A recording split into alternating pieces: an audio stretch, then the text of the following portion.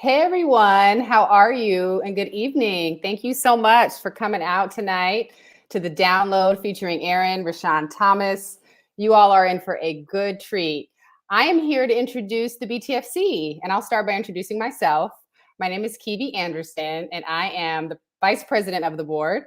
I have been a member of the BTFC since before the BTFC got started. And that's why I'm here to talk about why it's important for you to know who we are. If you're new to us and have come here just because of this event, welcome. If you are a member, thank you. And if you are none of the above and just want to know a little bit more about us, we're excited to share more. So how many of you, I'm going to start with the question, how many of you are actually members of the BTFC? Put something in the chat, say yes, say holla, I'm here. I just want to see if there's anybody out here in the world watching who is already showing us love by being a member? I'll give a few seconds. I'm seeing some stuff in. Hi, Diamond. Shout out to you. Some other folks who are coming in. I'll keep shouting y'all out. Resident Films, I see you. Good stuff. Well, listen, I just wanted to take a little bit of time here to tell you what membership in the BTFC is about. You know, we are a 501c3 nonprofit. Myself, people like Moria, who you're going to hear from in the past, and a whole team of folks behind the BTFC behind the scenes are busy putting tons of amazing programming out here, because our goal is to change the game when it comes to people of color, Black and brown, creatives having access to the resources, to the training, to the networking, everything you need to be able to have a formidable and, the end of the day, viable career out here. You got to make money in order to be able to feed your family. And we are here not only to help support that, obviously at the most individual level, but at a macro level, just to change the game in terms of, representation and access and inclusion in this industry. And we've been doing it for the past 7 years, and we are going to keep doing it because it's necessary, and the way that people who are here tonight can continue to allow that to happen is to become a member. Our membership dues allow us to put on this amazing programming. And I know that at the end of this, you are going to be so much more enriched, have so much more intel, and this is free. So imagine the kind of value and, just other accessible programming you can get if you were to actually pay to become a member. For as low as $99 a year, you can get access to this kind of programming, but also, discounted rates to our other paid events. You get access to things like office hours with industry veterans who can give you, the intel, even more powerful than probably you're going to get tonight, although Aaron is going to bring it. We're so excited to have him. You can get your projects reviewed. We have access to templates. If you're going to do a production and you're trying to figure out how to put together a deal to sign that actor, we are a resource for you to be able to do that. And that all comes with, becoming a member of the BTFC. So like I said, have been a proud member for a long time. I'm also a board member. So my commitment to this organization is really, really powerful. And I am just so excited to see us continue to do the work and ideally get the message out that we're here. So if you're not a member, please consider signing up. If you are a member, go tell a friend to become a member, because obviously we are called to collective for a reason. We are here because we know that as a group, collectively, we can do more together. And we're not just about talking about it, we're about being about it. Our motto is make your work. And that means something, because we know if we're able to make work, we can change the narrative, not only when it comes to access and inclusion in the industry, but also just the narratives that are being told around the world in terms of making sure that diverse voices and diverse stories are being put out there, in mass. And we're able to actually see more and more people smile because they can see themselves reflected in the stories that we're telling. So thank you so much for being here tonight. If you want to sign up and become a member, I think there'll be some, links in, it's flashing across the screen here. Our website is blacktvfilmcollective.org, where you can go and learn more about our programming and all of the awesome other things we have coming up. There's an exciting new announcement that'll be coming in the next couple of weeks that hopefully will get you even more enticed and excited to become a part of the BTFC family. So with that, I'll turn it back over to you, Moria, and let's get the show started.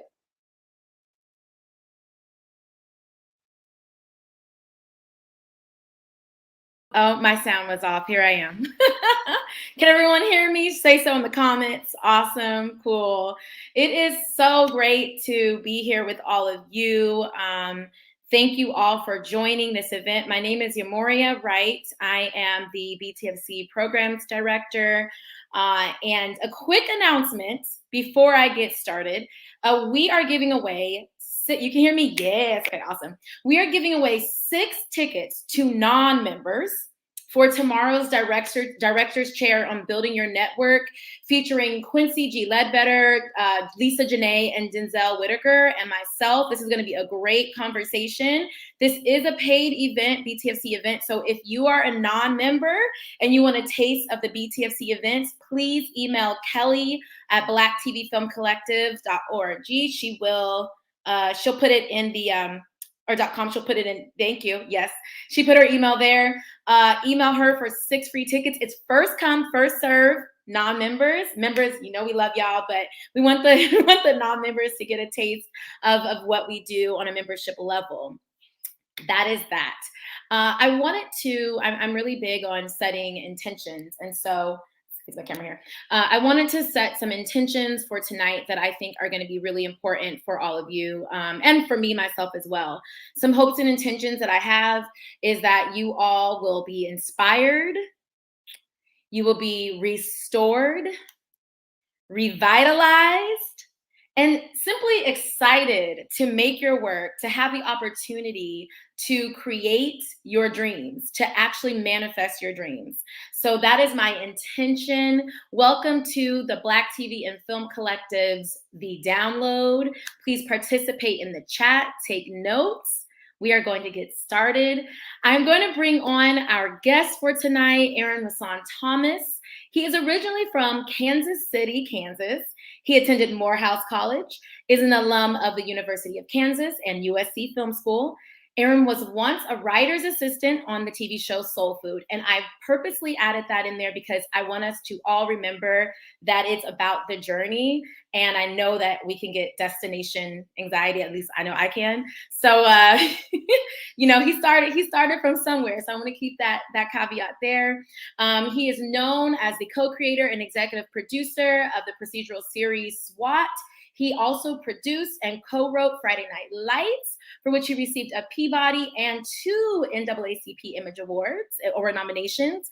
And he is also known for being the co-executive producer for TNT's Southland, Fox's Sleepy Hollow, and Netflix's The Get Down.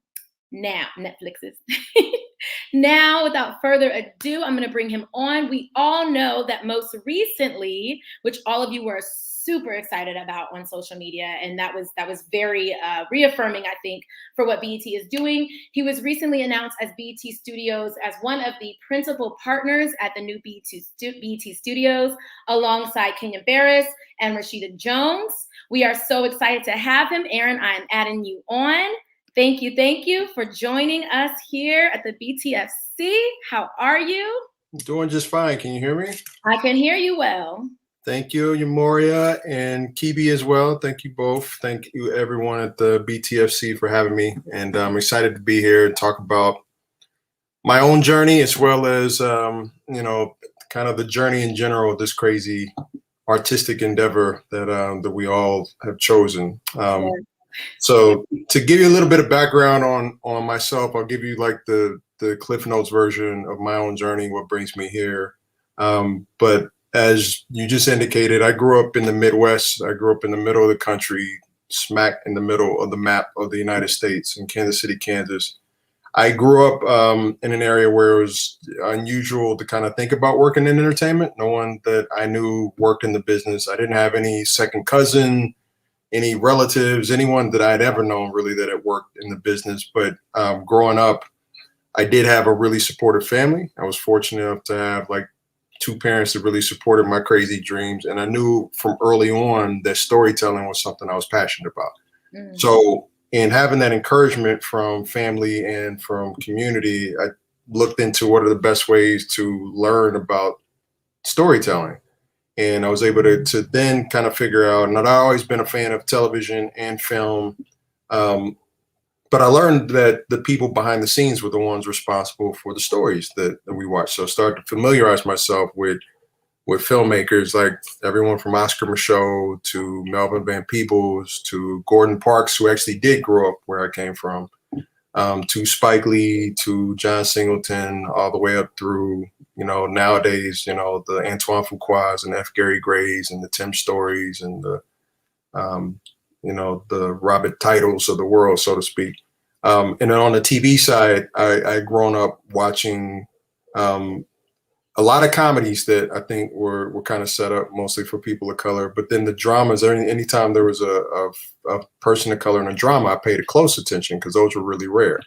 So, you know, I remember, you know, James Earl Jones being in a show called Paris way back in the day. I remember Avery Brooks in A Man Called Hawk. I remember Andre Brower in Homicide. You know, I remember Mario Van Peebles in a show called Sunny Spoon. I remember New York Undercover.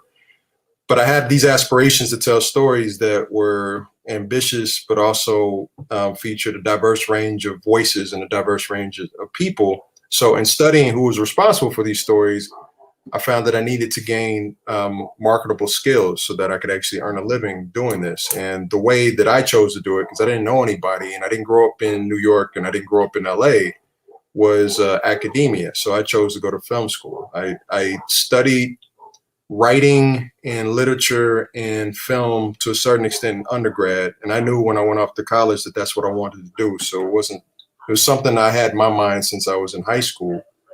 But then in attending film school was when I really got the specifics as far as how the business really operates. So, you know, as you indicated, I started off from the very bottom. When I was in film school, my first experience and my first taste of the business was as an unpaid intern, you know, on Soul Food. And so that's when you are not paid to do jobs that no one else wants to do. That means making copies. That means getting the lunch order right. That means creating office signs for the office. That means running errands, you know, all of that stuff. But at the same time, I'm getting exposed to the writer's room. I'm allowed to see what it is to be a television writer producer. I'm getting to see what it is to put together a production, to work with directors, to work with actors. And that just inspired me. I love telling stories. So that idea of being able to tell long form stories was just appealing to me. So by the time I came out of film school, I knew what I wanted to do, but it still took me a few years before I actually got to the point where I could do it. I did an unpaid internship and I did get hired as a writer's assistant off of that. But, you know, I worked 3-4 years in LA just doing day jobs, everything from construction work to working doing taxes for an insurance company, which is about as far away from creativity as you can possibly imagine, to working at a movie theater where I was the guy that took your ticket and shoveled popcorn, you know, into your bag. And through that whole process, it was actually really beneficial because even though these were day jobs and I had to pay the bills, there were also life experience moments where I was adding to my own voice as a storyteller. So, you know, I could understand what it is to be persistent, what it is to suffer rejection and to kind of question whether or not this is the right path and how bad do I want it, and to still be kind of delusional and believing that it's something that I can and should pursue. And then I was able to really kind of finally find my break. I ended up doing in TV, there are network writing programs, and every network has one. And I applied to the Warner Brothers program and the CBS Writers Mentoring program, and I got into both. And it was really through that experience that I was able to take my writing skills, which I had been developing over years, and then add that to a growing business sense. What the writing programs allowed me to do was to learn what it is to conduct an interview, you know, what it is to meet with people, what to say, what not to say, how to dress. You know, the first interview that I ever went on, when I went in an interview to be an unpaid intern, I wore a 3-piece suit. Where I come from in Kansas City, that's what you do if you want to work at GM or you want to work at the newspaper or whatever. But not in Hollywood, that's not how it works. Yeah. So I was so green when I started that I literally didn't understand what the term green even meant. And it was through these life experiences and then through the writing programs that I gained experience to understand just how the culture works, you know, how to you know, carry myself and how to be able to also explain who I am, what I want to do, what my strengths are, and to be able to show a focus and a vision as to what type of storyteller I wanted to be. And I was fortunate from the writing programs to then receive my first opportunity to actually staff on a TV show, meaning I was a member of the writing staff on a show called Friday Night Lights. And that's where my career began. So started way back in the Midwest, with just like a love and a desire to do it. And then I just tried to educate myself at every turn as to not only how to properly structure my scripts and to write good scripts, but also how to, on the business side, how to actually present myself in the best way and present that writing in the best way. The business side of my brain owed my artistic side to do the best job it could. Yeah. Because if I'm going to work that hard on making sure that I'm perfecting my craft as much as possible, then there needs to be a side of me also that is doing the work of promoting. Yes. Ability to do the craft. And so those two sides are always working in tandem, as I advance. And since then, I've been fortunate to work on various different types of projects. The good thing is in Hollywood, with success, you have opportunities to do a lot of different things. So when a lot of people start off and you ask them, what do you like to do? And a lot of people say, I like to do everything. I produce, I write, I act, I perform. And it helps in the beginning to kind of find an avenue that will gain you some type of initial success. That's a gem, yeah. But once you find that success, if you're successful as a director, you will have opportunities to write and maybe to act if you wanted to. If you're successful as an actor, you'll find opportunities to direct and probably to write as well. If you're successful as a writer, you'll probably find opportunities at some point to direct. And if you want to act, but it's finding your way in first, kind of having a focus on what you do best or where the opportunities are, where the love is, so to speak.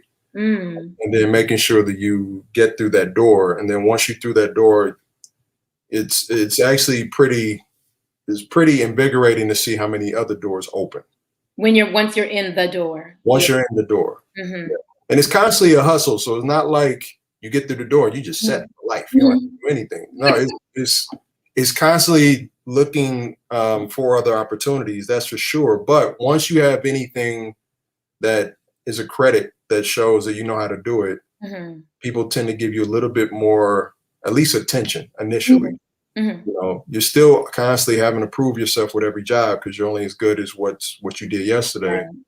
But certainly this is a voucher business. So the hardest part a lot of times is when you're asking someone to take a chance on you when you don't have any track record, because people are very, very adverse. The business is adverse to taking chances on the unknown. I mean, that's why a lot of ideas and projects are based on ideas that have already happened before, is because it's much easier to say, oh, okay, that worked before, or that person has worked before. At least if they don't work out this time, it's not completely on me for taking a chance on them, because somebody else took a chance on it or on them. It kind of like hedges the bets a little more. Right.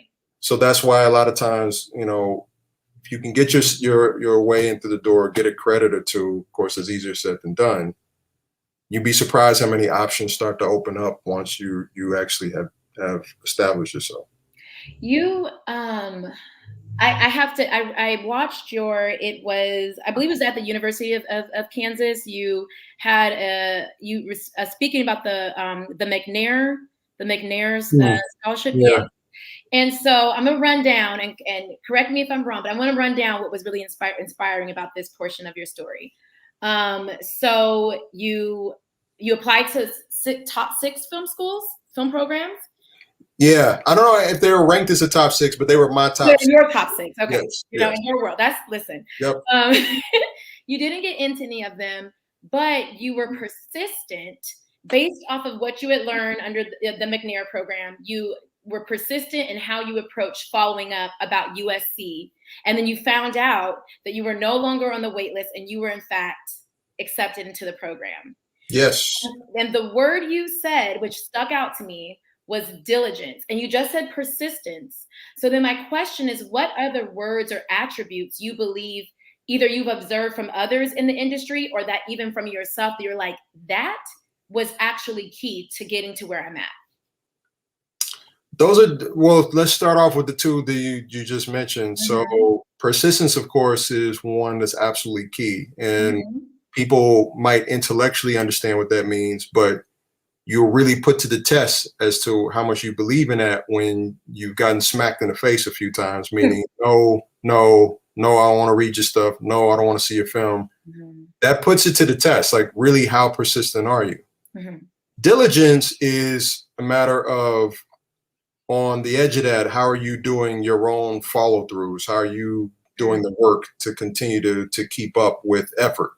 So persistence is being consistent. Diligence a lot of times is, all right, what am I learning from each experience? You know, so if I've received a rejection or someone didn't respond to my work, instead of assuming that it's always just personal, they just don't like me, they just don't like my work. What's the learning process here? What is it about this particular situation that maybe I could have done better or could do better in the future? Diligence carries all the way through. Persistence and diligence definitely carry all throughout a career. It's not just at the beginning. It's anytime you receive any kind of roadblock. Sometimes when you receive success, but you know you didn't do as well as you could have, even though it's successful, what can I learn from it? You know, how can I do it better? I would say another word, two other words that are key for me. One is patience. It's definitely, there's a lot of things in this business that don't necessarily necessarily occur at our, you know, don't occur at our beck and call, so to speak. You know, like there's my mother would always say, you know, there's a time for everything. And things happen for a reason. I tend to find that that's true for the most part, is that if you stick around and you are persistent and you are diligent, what you will find is that there will be opportunities. There will definitely be opportunities. The question is will you be ready for those opportunities? If you continue to stick around, there will be more opportunities.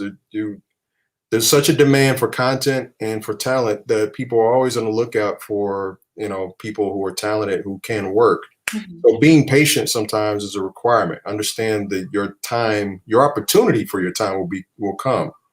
The only question is will you be ready for it? Will you be ready to maximize the opportunity when it comes? You know, and so I would say patience is another one. And then I would also say flexibility. You know, when I left my undergrad and came out to film school at USC, when I was first getting started, you know, if you had asked me what I wanted to be, I would have told you at the time, I want to be a feature film writer, director, right? But I've always been someone that's tried to be open-minded with the experience. Let me learn as much as I can. So I did internships across the board. I worked on sets, I worked in development, I worked in agency, I worked in a writer's room, on TV, various different things. And what flexibility allowed me to observe was that there's so many different ways to tell stories that maybe that thing that I said by default is not exactly what I really love truly. You know, there's a lot of different ways to do this. So what I didn't even know until I had interned for a TV writer's room is that I actually really love that. I love that, you know, like in a way that I haven't loved anything else. I like a lot of stuff, but I really love that. And I wouldn't have been open to that if I hadn't really even considered it. You know, there are times where, you know, a few years ago, I was fortunate enough to direct a documentary for ESPN. I'd done some mini documentaries before, but that experience might be one of my favorites ever, you know, as a professional, different way of telling stories. And that opened up my own perspective about, again, ways to tell stories. So, so flexibility, adaptability is another one. You know, our business is changing constantly. Right now, we're in the midst of a time where we have more content on the air than we've ever had. There's more than 530 long-form TV series that are on the air. And they're all reaching audiences in ways that are new. That will continue, you know, but it'll continue in ways that we can't even foresee just yet. And adaptability is very important. How do we tell stories? How do you tell stories? What new skill sets are you learning? Don't just settle into what you know right now, you know, constantly be open, flexibility to adapting, meaning how, you know, if I had to do a series right now that might be in a slightly different format than the way I was brought up professionally. The way I was brought up was on longer form TV. We would do 18 to 22 episodes. You produce your episodes. You get to edit your episodes on certain shows. That's changing. You know, the format is changing. Now shows on Netflix or Amazon, shorter orders, talking about 8 to 10 episodes. Writers may not get to go to set at all times. How do you adapt? how how do you still tell the stories you want to tell, but with different formats. So I would say those 5 things stand out. Remind me what they are. There's persistence, flexibility, adaptability, diligence, and we're missing one. Anyone want to give us that? Who was it, y'all? I'll remember in a second. Okay. But one more. Yes. Consistency. Yes, consistency. So all of these things are things that I use on a daily basis, and are really kind of bullet points that I remember and try to keep in mind. It's easier said than done. So I can tell myself that flexibility, persistence, diligence, patience, flexibility, adaptability, and consistency. Right. Yep. and maybe also memory retention. That can memory retention. But these are elements I use every day, and try to remind myself of, and certainly in whether it is breaking in and trying to get the first job or trying to keep a career alive, they're equally important. I really appreciate that, and I know that when it comes to SWAT, you've spoken, greatly about and at length about your why, and exploring Black Lives Matter and the movement of Blue Lives Matter, and where do these two converge, and the research that it takes into that. How do you identify as a writer and a producer, or just in the industry in general, your why? Because I think that, especially with independent creators and producers, you can get into I guess no matter where you are, but you can get into the groove of just the hustle, right? And how do you, Aaron, take a step back and say, wait, am I still connected to the reason I'm doing this, to my why? I mean, I would say for myself, I'm always constantly very aware overtly of my why. Okay. Like with every episode. I come from a background of having a father who was a debater, and father who's not a trained minister, but likes to talk like one. So, so it's in my DNA to have something to say. So this is just my own personal, perspective, is that this work is very hard to do. It's fun, it's enjoyable, it can be very fulfilling, creative work. But it also requires long hours, it requires very hard work, it requires sacrificing. A lot of times where, flexibility, creatively is one thing, flexibility and time management is another thing. You may not always be able to go to every family function that you want to go to, or to just take trips with friends. You're giving up a lot of that in order to work on the things that, in theory, that you love to work on.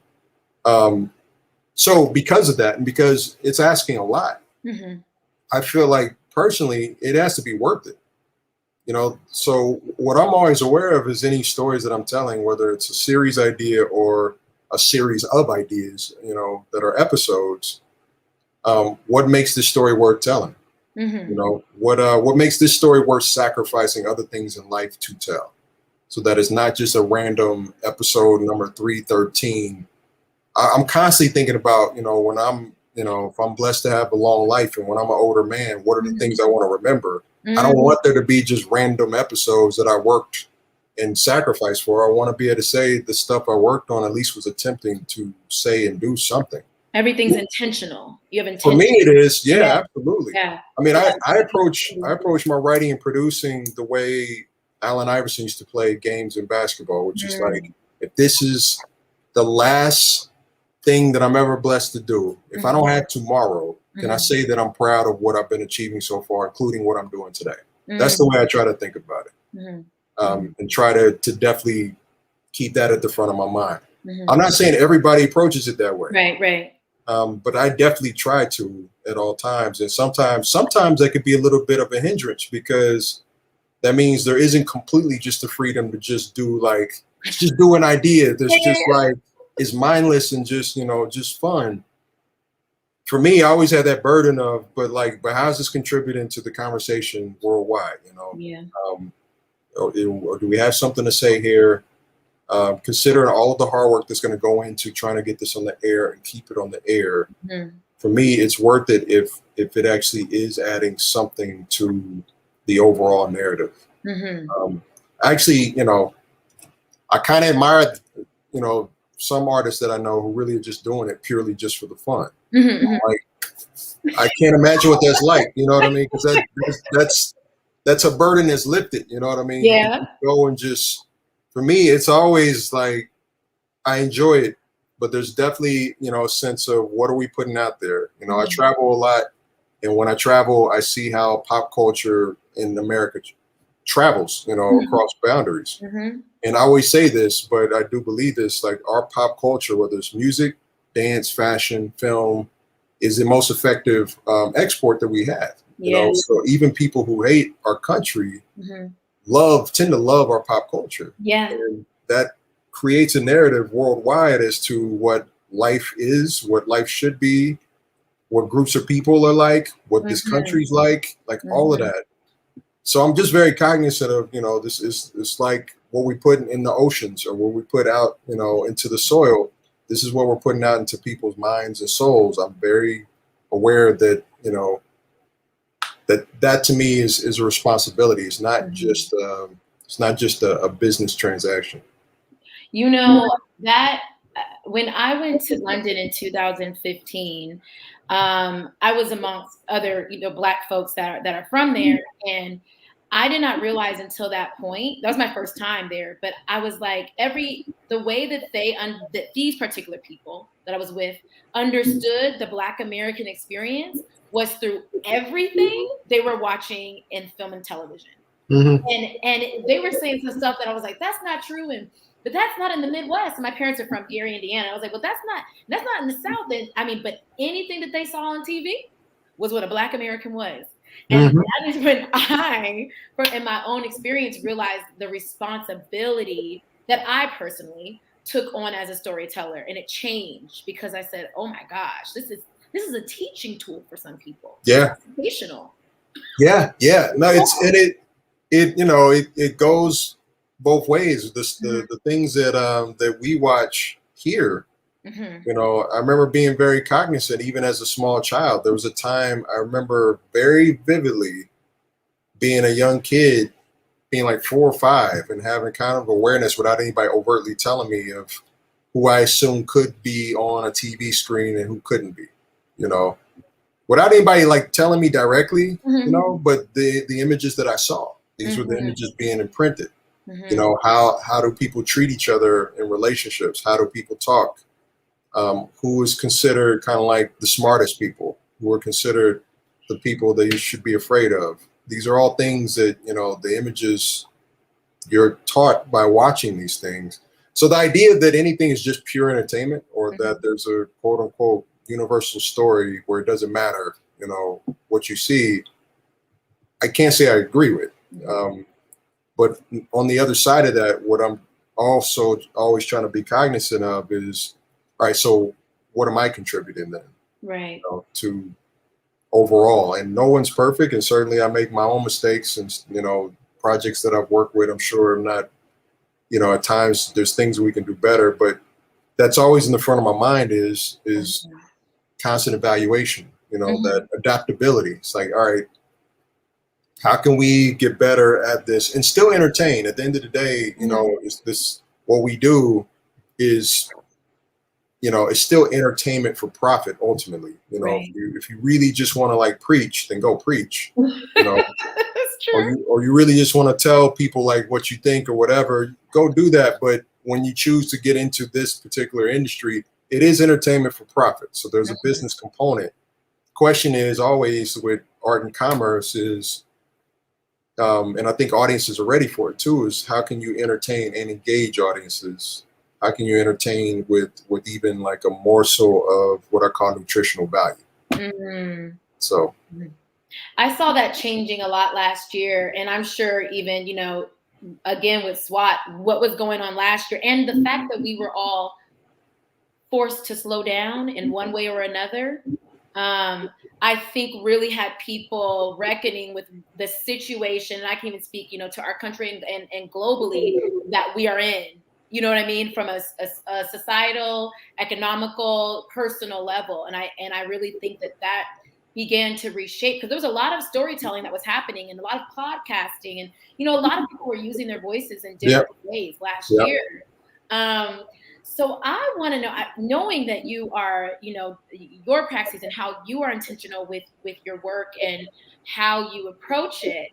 BET Studios, let me tell you, I saw our BTFC collective, people were tagging their mama, their daddy, their granddaddy, their auntie, they were tagging everybody about this BET Studios.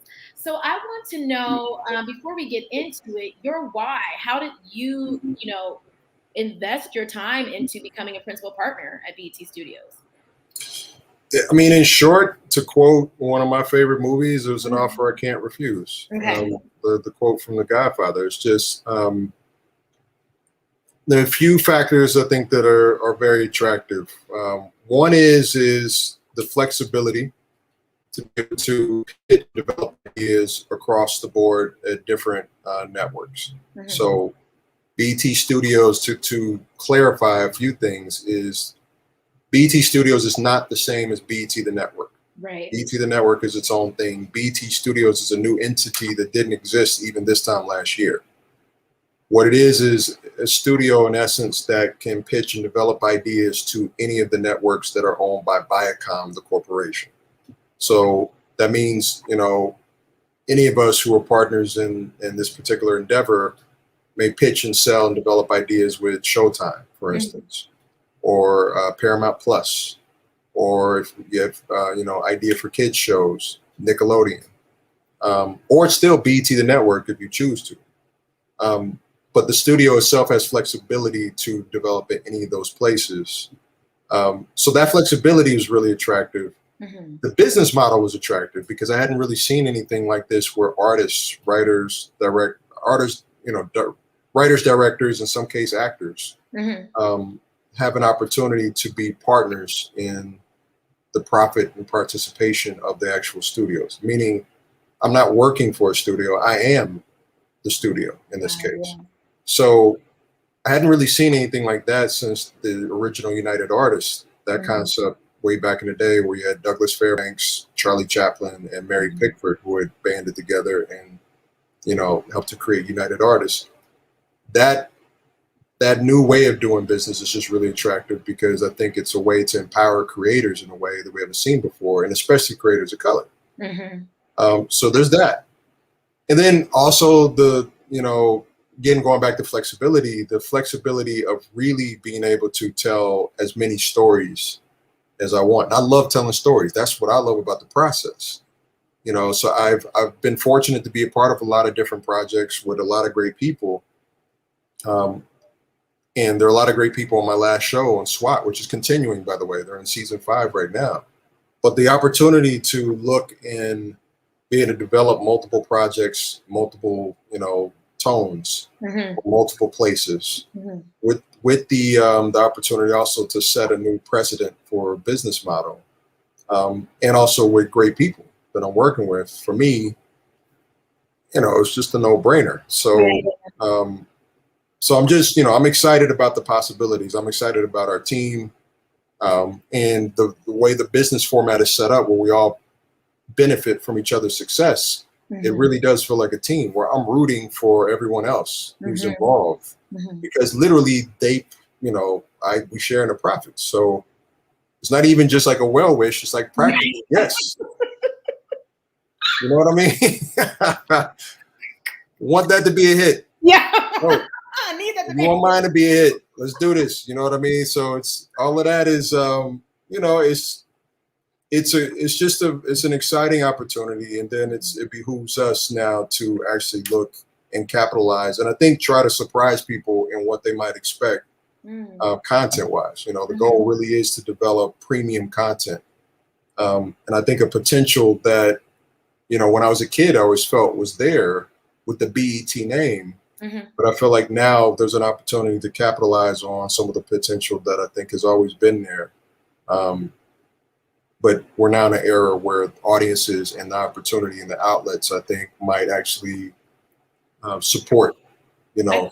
I think so. I also think that independent content creators are ready in the sense that people are really exploring and learning. And what you've said that's been resonating in my head is, to sum up what you said, is I hear a student. You have remained a student of the industry and a student of the craft. Would you say that's correct? Oh yes, absolutely.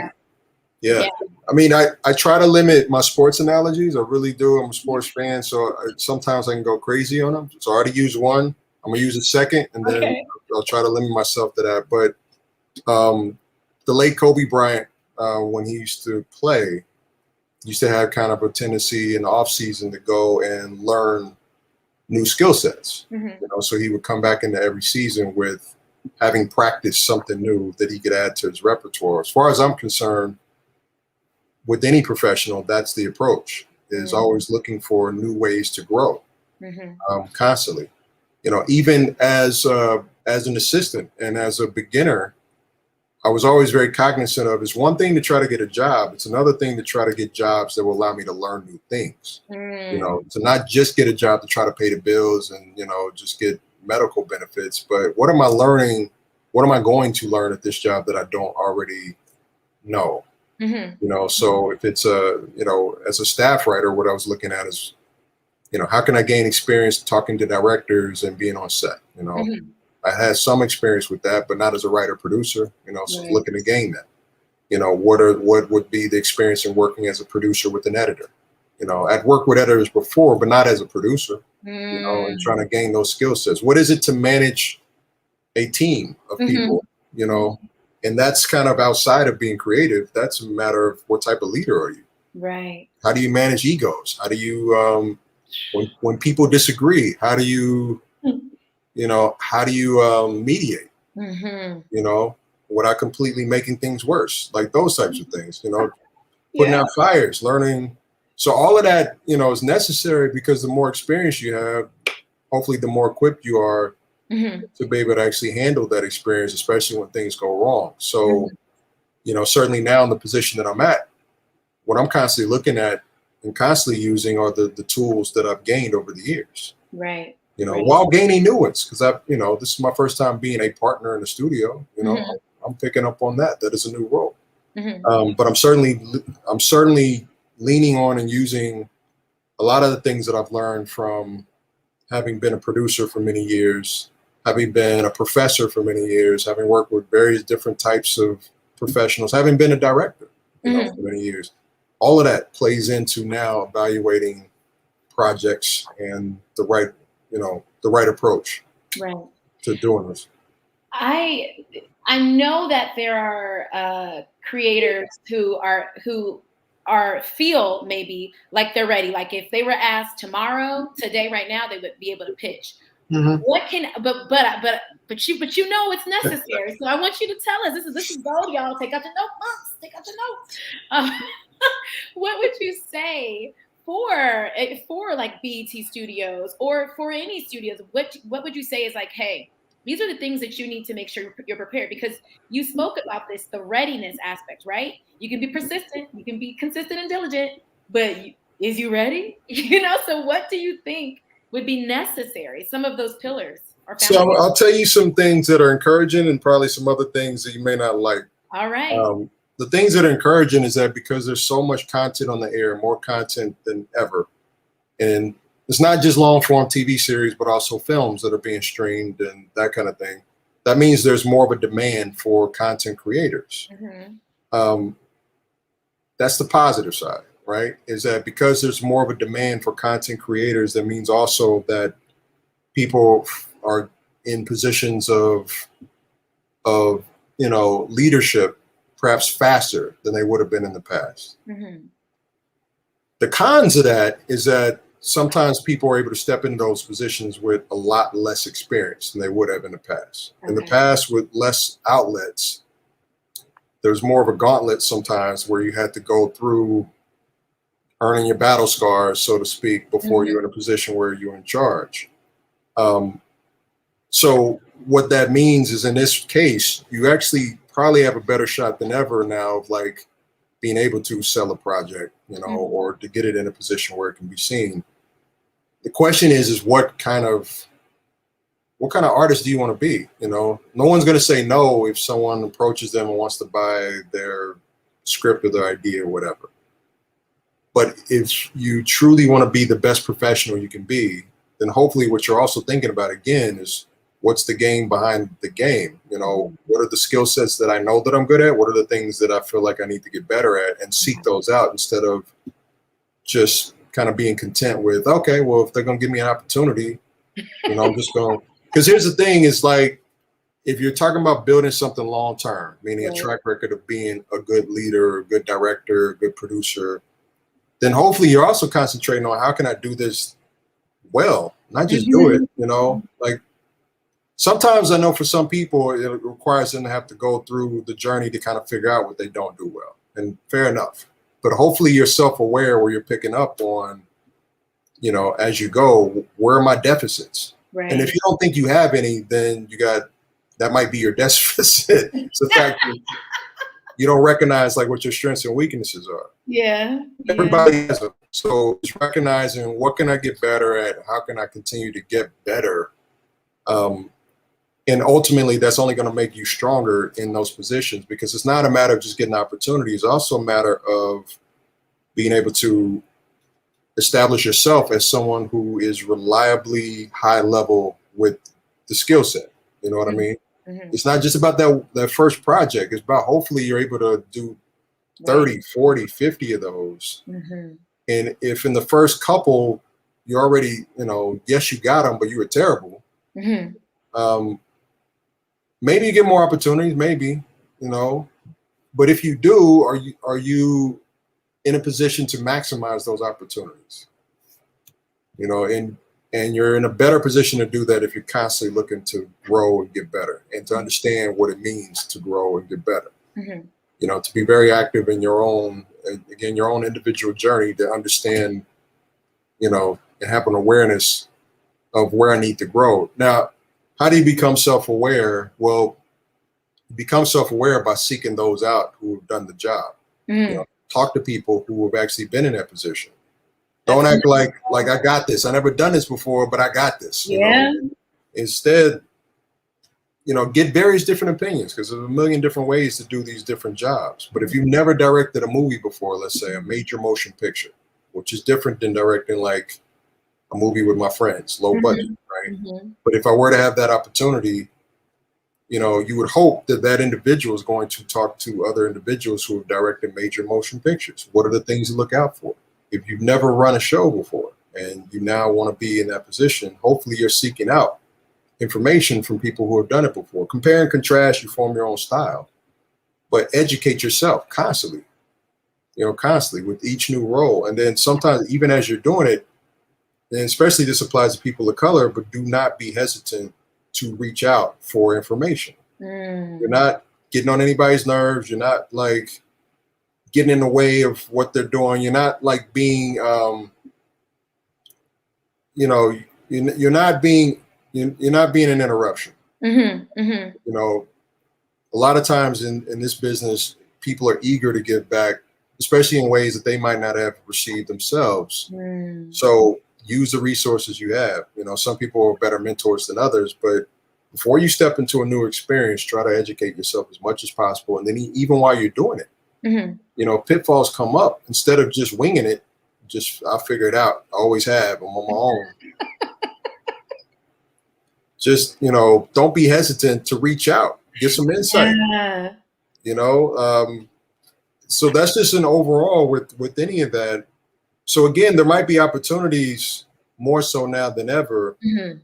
The question is, with any of those opportunities, is how can you prepare yourself as much as possible as you get them or as you go through them, to make sure you're as strong as you can be going in while doing it, and then coming out and continue to grow. Thank you. Yeah. Thank you, y'all. I mean, I hear humility You know what I mean? And not being afraid, because there is a fear of extra reject. You reach out to the person you want to reach out to.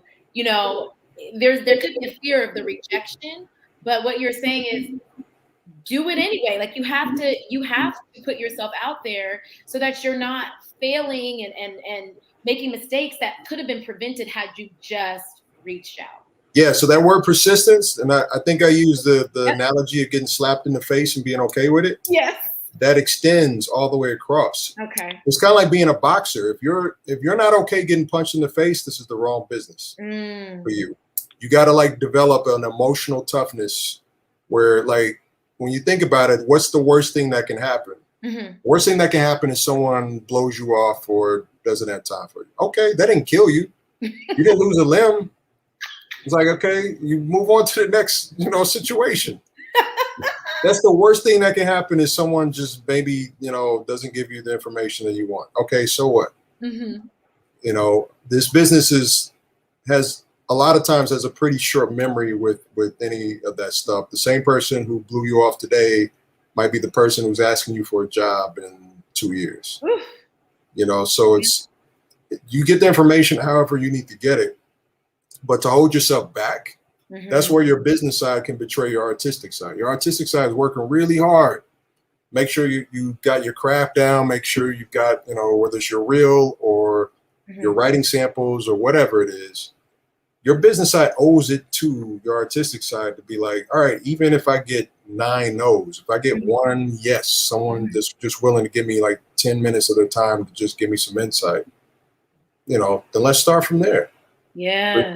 But get the information, be willing to put yourself out there. And it's just good practice, period. It's actually kind of good practice to get out there and get hit in the face a few times, just so that you can kind of like go, okay, all right. Like that's not nearly as bad as I thought. Like I'm okay. I can keep coming back. It didn't kill me, and if you stick around, persistence again, you will find that you'll still get smacked in the face no matter what, like whatever level you're at. But it'll start to become less, because you start to really kind of gauge also who I should approach, and who's probably going to be receptive and who's not, just from going through it, right? Over and over. But you gotta jump in. You gotta, you can't let fear dictate the opportunities that the possible opportunities that might be out there. That's going about it with both hands tied behind your back. So free yourself. And again, that's the business promotional side of how can I get as much information as I can that's going to help me, so that my artistic side, when I'm working on whatever I'm working on, we're maximizing any opportunities we might have. I hope we're tweeting too. We are live tweeting. So whatever y'all missed, we got you. Thank you for that. I am going to bring Aaron. I'm going to bring our BTFC Producers Fellows on. We had 6 Producers Fellows for this first inaugural cohort. I have 3 of them here. They are going to ask you questions. Y'all, if we were in person, it would be a seat at the table to be able to speak with Aaron and ask their own Q&A live here. So I'm going to bring them on. Aaron, thank you for all of those nuggets. I have 6 pages of questions, so I'm going to step back so that they can ask theirs, because we don't have time for all my questions. That's okay. Bethel, I'm going to bring you on right now. Hi, Bethel. Craig, I got you here. Hi, Craig. Jim, hello, Jim. I got you here. Hey, y'all. How y'all doing? Good. Thank you guys for having us. This is exciting. It's great to meet you, Aaron. You too. Nice to meet you. Hello. It's been great, Aaron. Thank you so much. Yeah, I'm going to let y'all take it away. And if I have some questions, I might chime in, but it's all y'all. Cool. Awesome. I'm going to let first one of my sisters go first. All right. Bethel, you want to go first? I'll kick us off. Let's do it. Let's do it. Thank you so much. Everything you said was so inspiring, and I know that I don't just speak for myself when I say I'm walking away with a lot of gems tonight. So thank you for sharing just your journey and your experience throughout your career and your trajectory. I want to ask a question about how BT Studios kind of differs from other, let's say, networks. You know, BT Studios, reading the announcement in the trades and in the press, you all, you know, one of the things you highlighted was sort of amplifying and championing underrepresented storytellers. So, you know, for me, that comes across as, you know, those who are sort of either, you know, at that midpoint, maybe they do have a couple credits under their belt, like you mentioned. Can you talk a little bit about sort of the way in? And is that going to look different than any other traditional model? Is it really having that representation? Is it the credits that you do have generated that buzz and sort of attention? And there's, you know, there's sort of a spotlight maybe on your work. How can independent creators sort of get at the table and really pitch their ideas? Or is that kind of going to model what we know to be sort of the norm? Well, I would say, you know, as far as getting in, I assume you're talking about developing with BT Studios? Yes. Okay.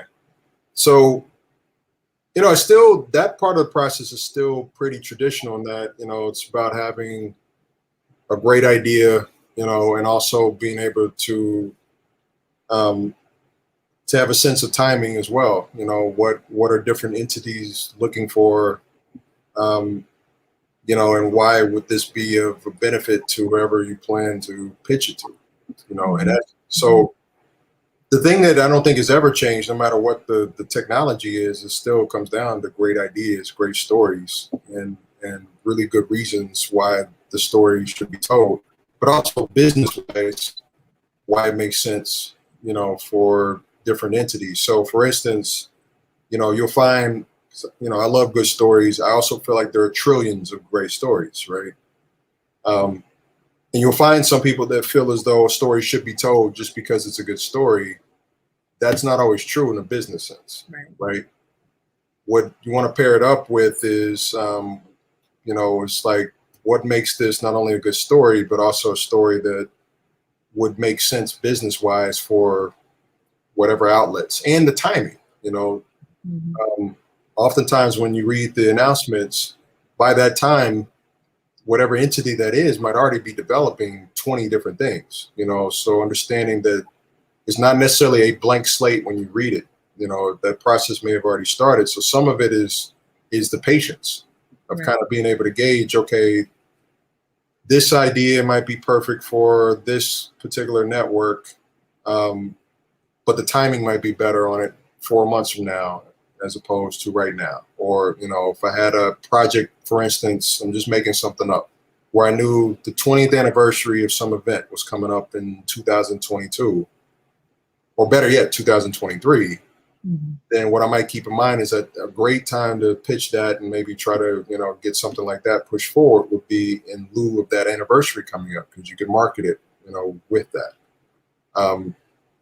So it's kind of, it's kind of thinking about the business side as well as just like, I have a great idea, because everybody believes that their idea is the best idea, and this idea is going to change the world. And if you just hear it, believe me, Aaron, you hear this idea, man, all my friends told me it's going to change your life.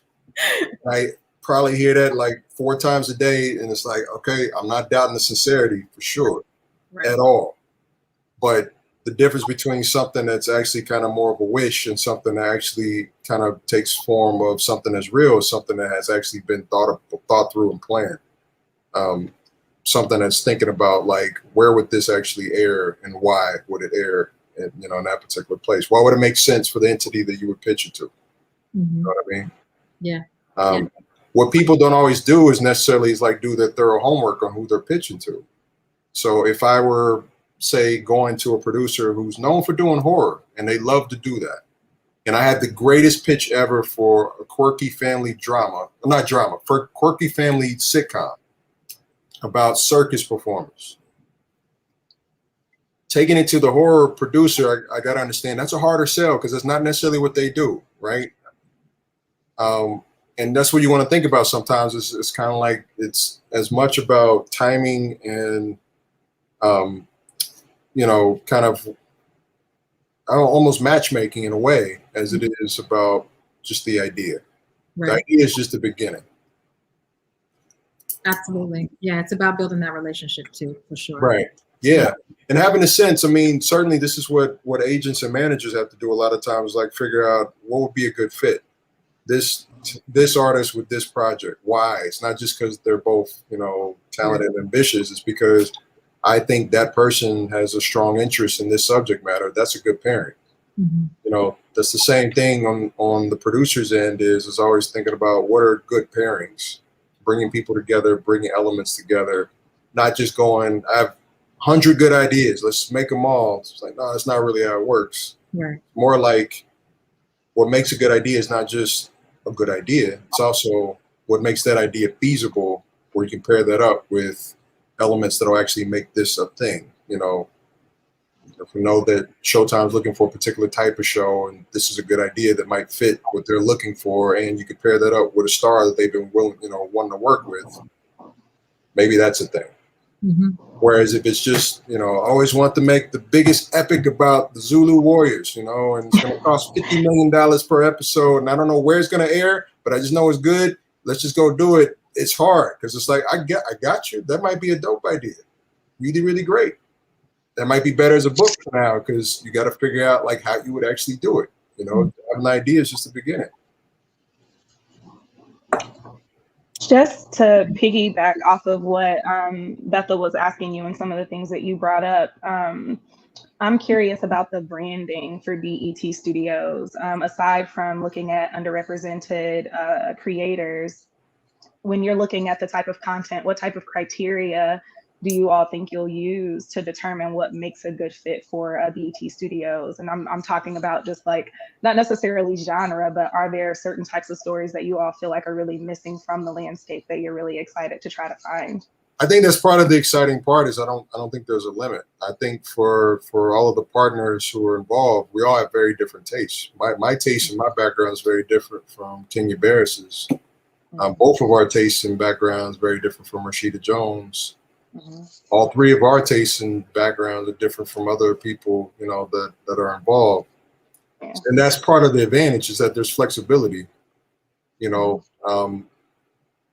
different types of creators, all different types of tastes, tone, so with any good studio, I think there's not necessarily a mandate for we only do this type of story, right? Yeah. Mm-hmm. At any given time, Kenya may want to develop things that are that are more his taste, and I'll have things that I like to watch.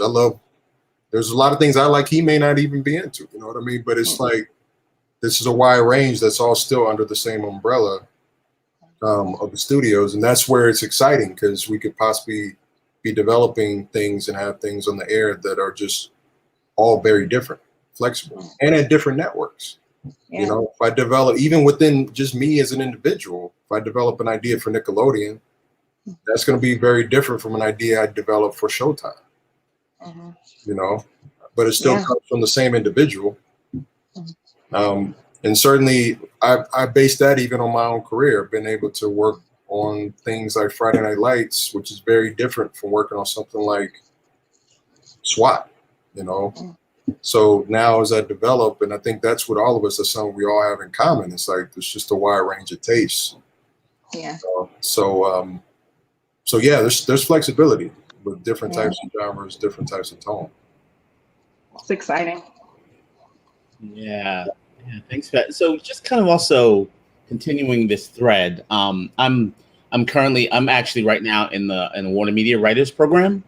Okay. And so what we're doing is we're writing pilot. Each of the writers in the program is writing a pilot, and it's all original, right? All our voices, original, all that stuff. But we're in the world of IP, which is intellectual property for people who don't know. That means, something, it was a book, it was a play, it was a podcast, it was an article, something, because everybody wants something based on something. So what then is the energy around coming from BET Studios around IP in as a relationship to also original ideas that come from all our brilliant minds? That, Aaron, you want to make this. So I got an idea for you, Aaron. Never seen this before. How do we get that in? Sound just like them too, Craig. Let me tell you. What you get a lot of times is like, I got this true story of the first Black whatever, And I go, okay, that's cool.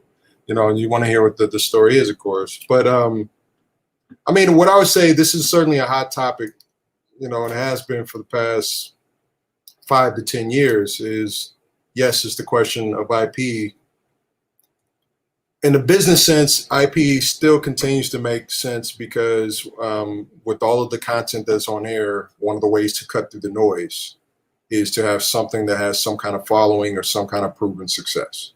So whether that's an old movie title, a book, an old show, or even now podcasts, you know, video games, business-wise, because you're talking about investing millions of dollars into any of these entities, I think it definitely allows studios and corporations to feel a little bit better about their gamble if they're gambling on something that has some kind of proven track record. That said, I definitely think on the artistic side, there's certainly a desire to try to develop things that, you know, may not require IP in the same way. I'm hearing things across the board right now. You know, IPs are not going anywhere. I think that that's something that's a part of the business and will be for the foreseeable future. But I am finding more entities that are hungry for original ideas more than I've seen in a while, more than I've seen in a few years.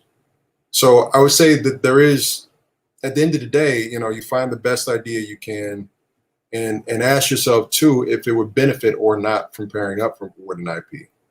Ask yourself what you want to do with the idea. What does the idea mean to you? I know what I can speak from personal experience when I developed SWAT is before I developed it into SWAT, I had an idea for a character. And that character, you know, it turns out to be the character that I featured in SWAT. It's a Black police officer who understands both sides of Black Lives Matter, Blue Lives Matter. But did I absolutely need an IP to pair with them? Not necessarily. I probably could have developed that as the untitled Aaron Thomas project.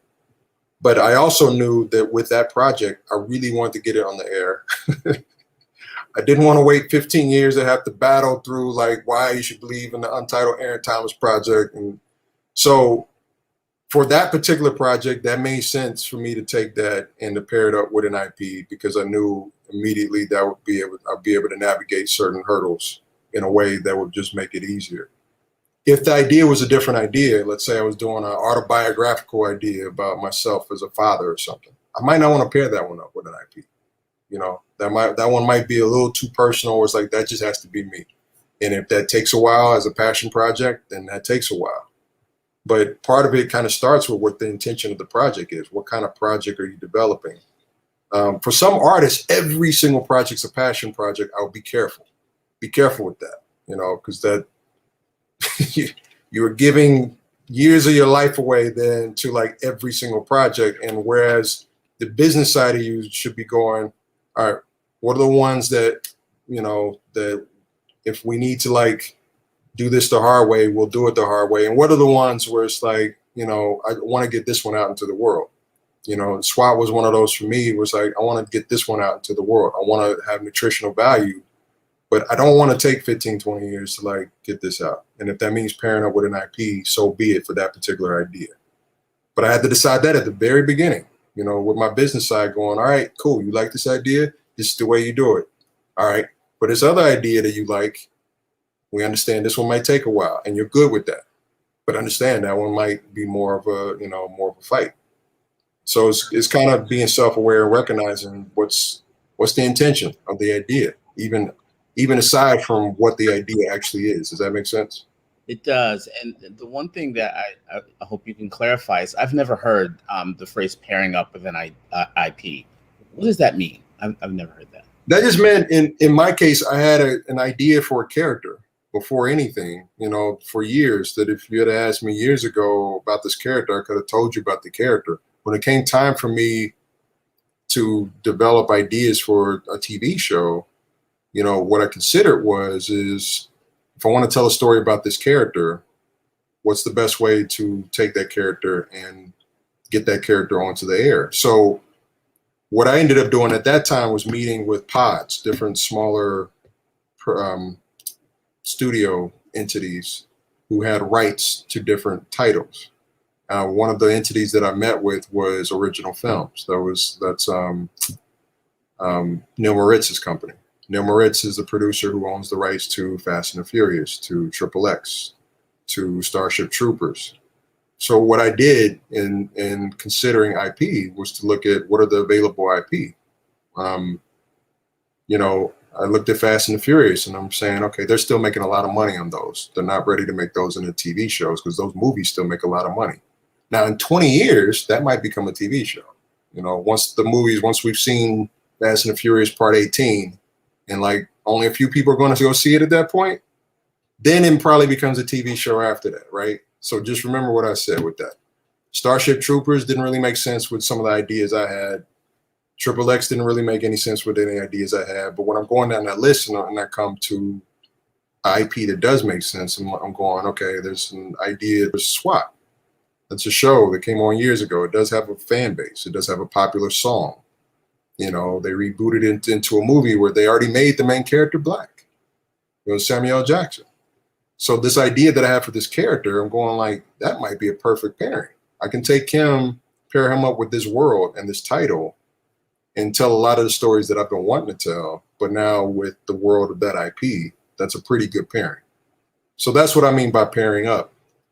That's not always how IP is done. Sometimes people are approached the opposite way, where they come to you and go, Craig, we have an idea to reboot The Last Dragon or whatever it happens to be. What's your take on it?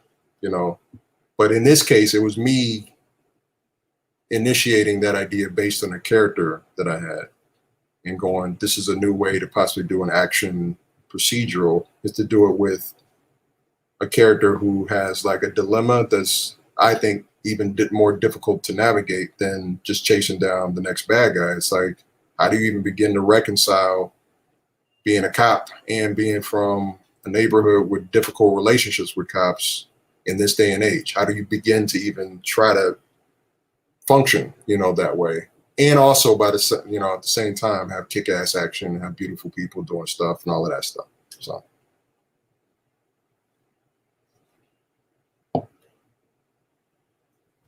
Aaron, I'm just curious. I think the announcement came out maybe in September or, you know, fairly recent, hasn't been too long. What do these first sort of, you know, few months look like? If we were to peek behind the curtain, you know, what's at the top of your priority list or for studios? You know, what are you focused on, I guess, the most straight out the gate? Straight out the gate, because this is not just new signings, but it's also a new entity, is the success of the studio. Mm-hmm. You know, so that's a different consideration than just the success of the individual. Right. You know, I think in a standard like deal, you'd be going in and looking for, all right, let me just try to create a hit or two, you know. But in this case, what I'm definitely very mindful of is, you know, I love the idea of we're creating a kind of recreating a brand, you know. So what we come out with initially is going to be very important to let people know what this is, in essence, right. And also what it isn't, you know, which might even be more important. You think that you have one idea when you hear the term BET Studios. The initial project will help to determine, you know, what you can expect. So that's where there's a different expectation perhaps on the initial set of projects that might be different than projects eventually.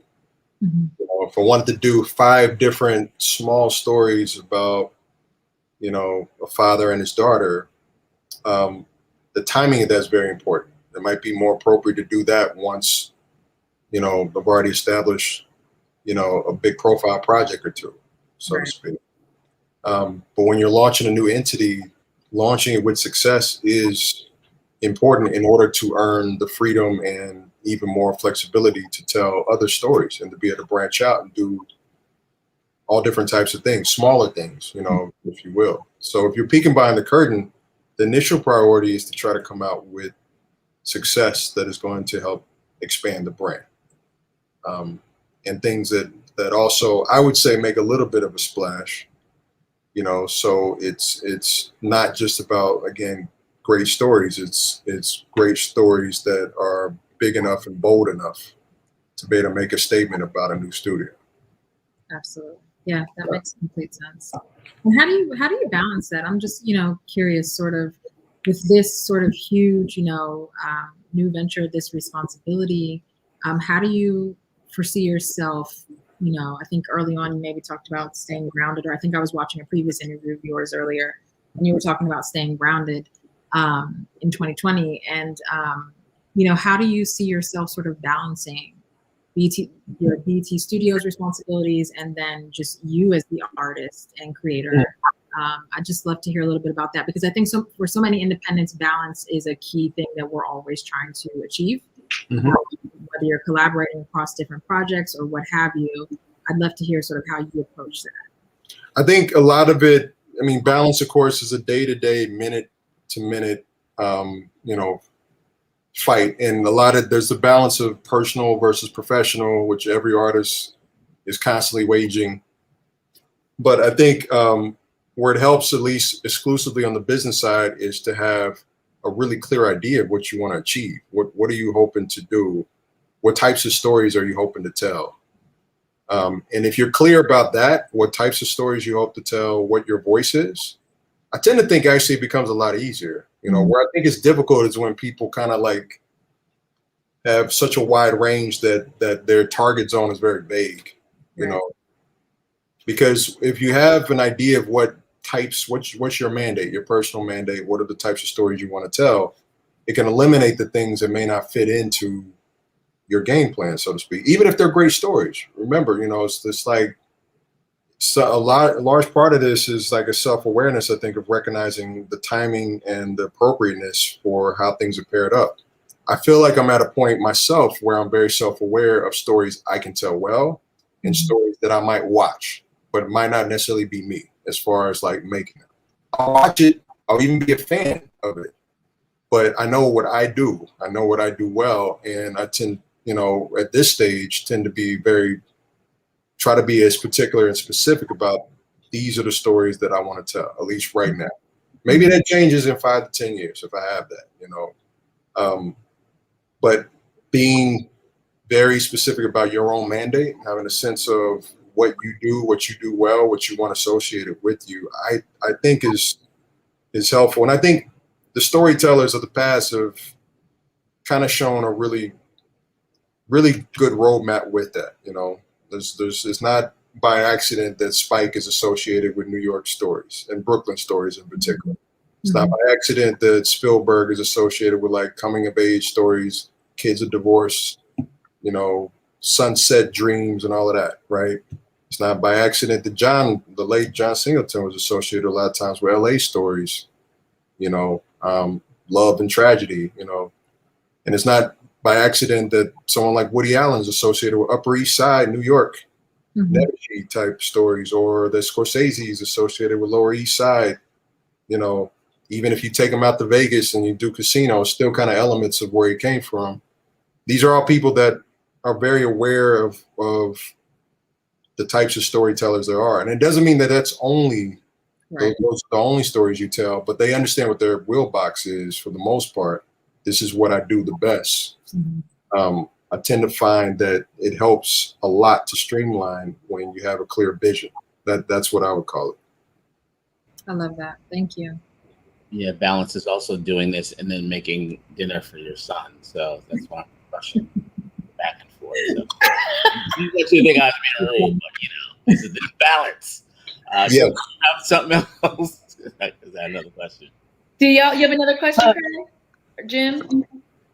I did, but I'm willing to let Craig go if he'd like to go. That's totally fine. Yeah, I'm gonna talk because we're all in Gem and not just Gem, but our other 3 cohorts who are Kima and Carlos and Monique, and what we're all preparing for now. All of our short films being part of this BTFC producers grant.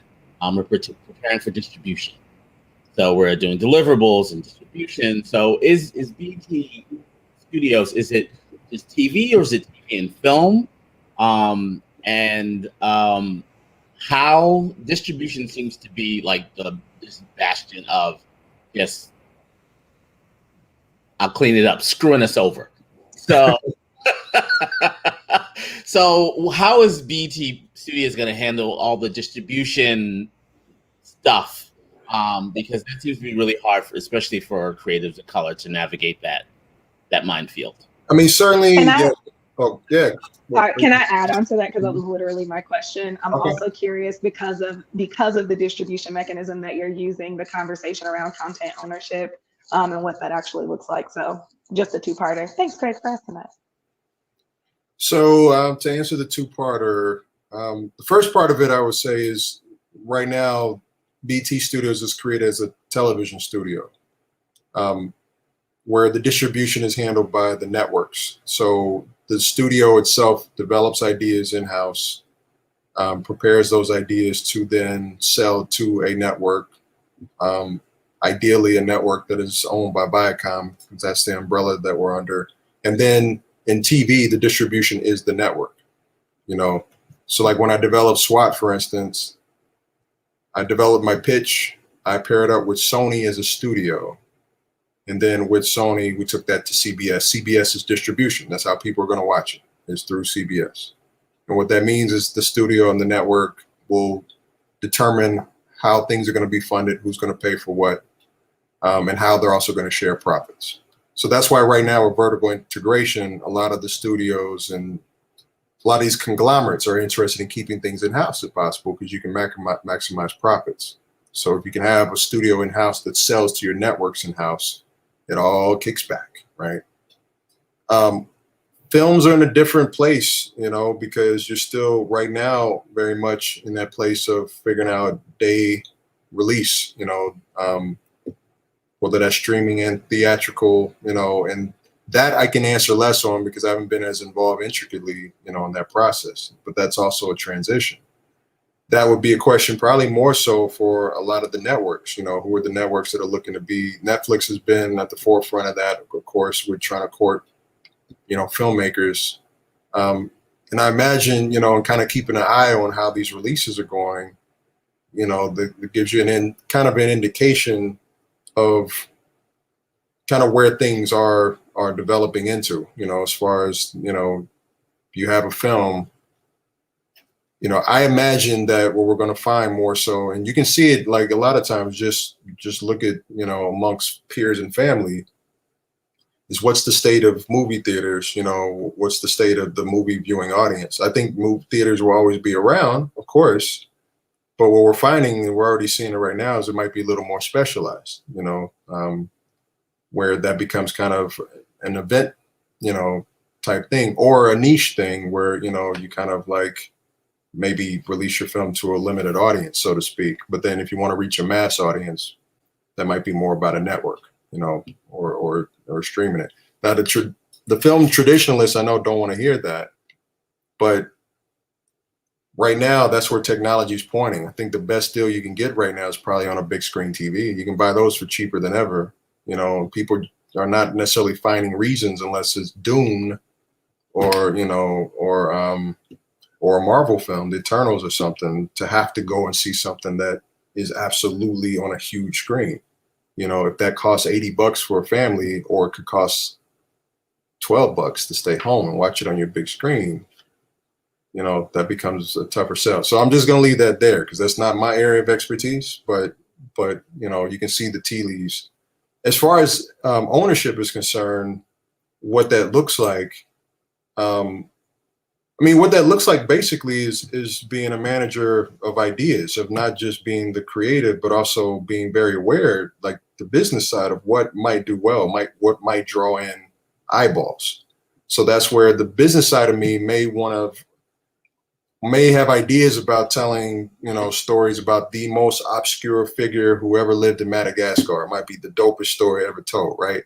But the business side of me's got to go, okay, who's going to watch that? You got to be very aware of.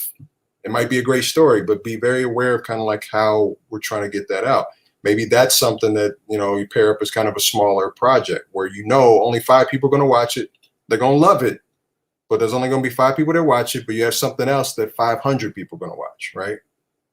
But I don't want to necessarily like stock up 20 projects where only 5 people are going to watch it, you know, per project, because that's not necessarily the best business model, you know? So it's just like, running a restaurant is like, I want dishes that are going to appeal to a large group of customers. And there are some things where a few people may just love this particular flavor, you know, and they come in for that. Cool. You know, kind of offer it all. But the ownership comes in that form of just being able to recognize that, yes, your voice, but also a slate of the different types of projects, where they might appeal, and have an awareness of what time zones. Before you go, Aaron, our slogan is "Make Your Work." Kibi had said it at the start. What does that mean to you? Make your work. That can mean a lot of things. I mean, I guess the first things that come in mind for me, it comes down to making sure that your production is as high a quality as possible. To do everything that you need to do to make sure that your craft, your level of craftsmanship, is as high as it can be.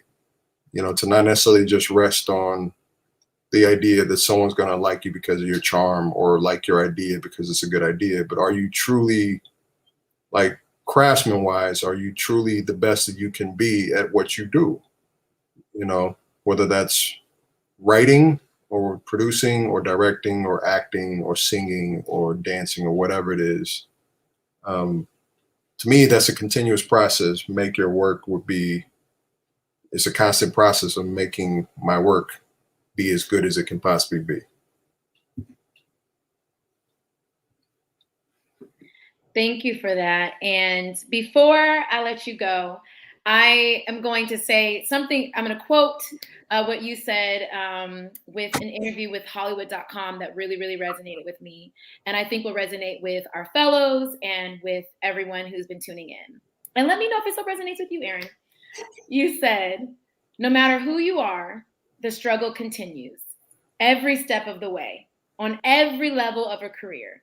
You could be the top director in Hollywood, or the top writer, or the top showrunner, or the top producer, and there's always going to be challenges and doubts and people comparing you to others, and the business trying to say what you can't do this, or you can't do that. Pick your biggest names, and they'll be able to tell you the project or projects that they've been frustrated trying to get off the ground. It does not matter who they are. So embrace the process. Yes, that's good. What I say? You all right, Cass, that's what you were thinking that day. Yeah, no, that's true. That is true. That's true. I can't say it as well as that dude did. I think he wrote it down and thought about it, but it absolutely is true. But that's also what that means. Like, if you're really breaking it down, it's like, be very careful in trying to keep up with the Joneses. Be careful in comparison. You've heard it in various ways, I'm sure, and I think I just read something on Instagram where someone said, comparison is the death of joy, because if you're looking at what others have that you feel like you should have, if you're constantly comparing yourself, and this business will always encourage you to do that, you're going to get caught up in imaginary races that really don't exist. But it's also going to keep you from necessarily being, really a participant and focusing on your own journey of growth, and that's the most important aspect of this. So, I learned a long time ago, and I still have to constantly remind myself, it's like, I'm never in competition with other people. I'm not even worried about them. That's not even coming from a place of arrogance. It's just a place of reality, because I can't control what happens to others, and also a place of some self-help where it's just, there's no need to worry about what others have. I'm worried about maximizing what I can do. And I'm doing absolutely the most that I can do to maximize my own skills. If I have, then at the end of the day, I'm happy with that, no matter where it leads me. So this idea that some people get caught up in is like, I feel like I should have had a Emmy nomination by this age, or this person got like 3 films produced and I haven't had one. They must like them better than me. Most of the time, no, probably not. There's some stuff that, we get caught up in, but even if they do, it doesn't matter. You know what I mean? Like, it's all about this right here. It's like, what am I doing to make sure that I'm maximizing what I'm doing? And that's all I can control. And if I'm doing that, like I said, that's really, I can be proud of that, so that's what I hang my hat on. And it's funny because I read articles, I think before I've written that piece, where, even people, when you talk about the so-called luminaries of the game, even a guy like Steven Spielberg still gets compared at times to Martin Scorsese. Scorsese at times gets compared to people like Hitchcock. Well, you'll never be as great as blah, blah, blah, or you'll never be as marketable as blah, blah, blah. And the fact is, this business loves to try to keep you in a place where, where you constantly are devaluing what you bring to the process, even the biggest people, even the biggest, stars.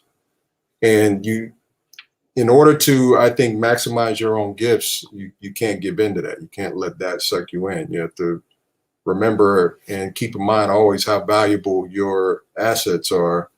And then it's on you to try to make sure that I'm not resting on that I'm trying to make sure my assets are maximized as much as possible. Mm-hmm. Thank you. Bethel, thank you for joining our Black TV and Film Collective, one of our fellows, producer fellows. Jim, thank you for joining. Craig, thank you for joining. And Aaron Rahsaan Thomas, thank you so much for this wonderful conversation. We are so grateful. Seriously, thank you. Thank you for having me. Thank you, everybody. Thank you. Bye, y'all. Everyone, we are going to begin to announce our winners for the giveaway for tomorrow. I'm going to bring on Kelly Ann, who is our member coordinator. Hi. Hi, everyone. Woo! That was so incredible. I mean, I've got pages and pages and pages of notes. Ooh. I really do. Great, great stuff.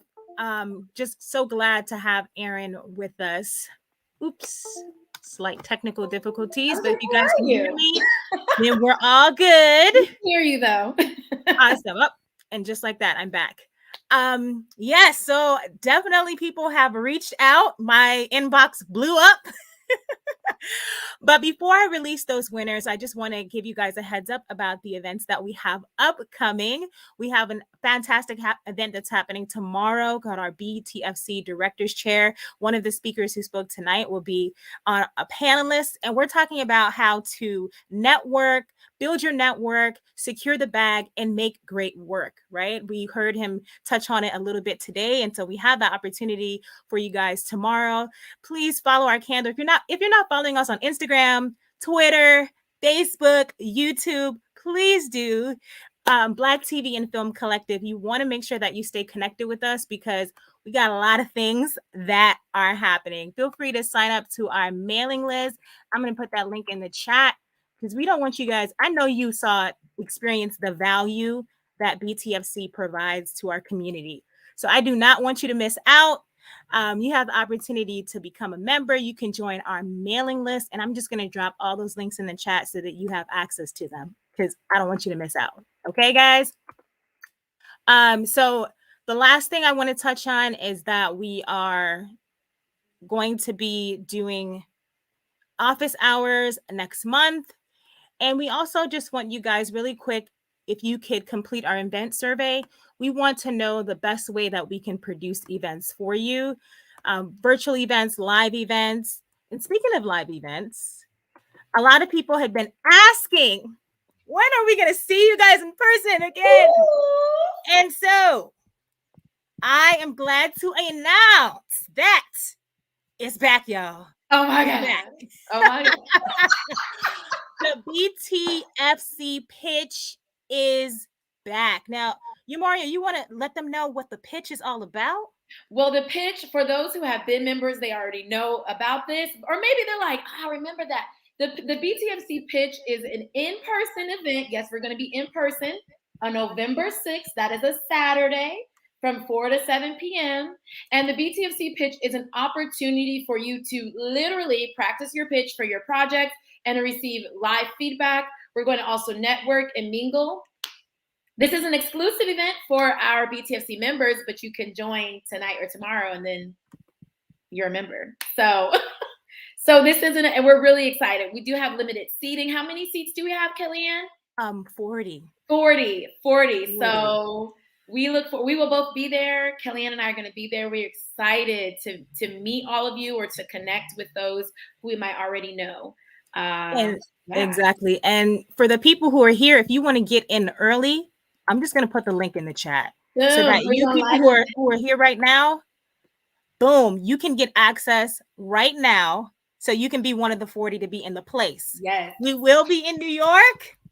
And I'm very excited about that. East Coast. So my East Coast people, West Coast will be coming up soon. But my East Coast people, we got you. We can't wait to see you guys. I know you guys you've been waiting patiently.